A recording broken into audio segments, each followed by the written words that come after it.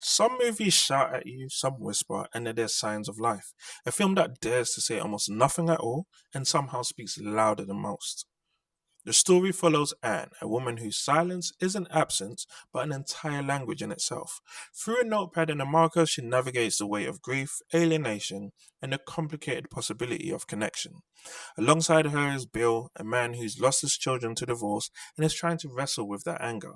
And together, they stumble into a relationship that's part healing, part heartbreaking, and entirely human. Sarah Jane Potts is extraordinary as Anne. Her performance is all about feeling rather than words. She nails anxiety, alienation, and the awkward fragility of existing in a world that feels foreign. Watching her is like watching someone land on Earth for the first time while everyone else is just living their Tuesday. David Ganly as Bill is equally magnetic, channeling grief not through tears but through anger that simmers just beneath the surface. It's raw, it's honest, and it makes his eventual openness feel earned. And then there's Sharon Deuce, who breezes in with limited screen time but steals every second.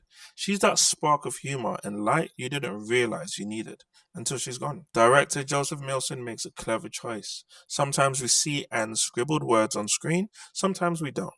That sometimes is where the magic happens, forcing us to lean into the body language, the facial expressions, the pauses. It's a storytelling gamble, but it pays off brilliantly. The music, meanwhile, is a perfect companion, never overbearing, always threading just enough emotion to heighten the silence.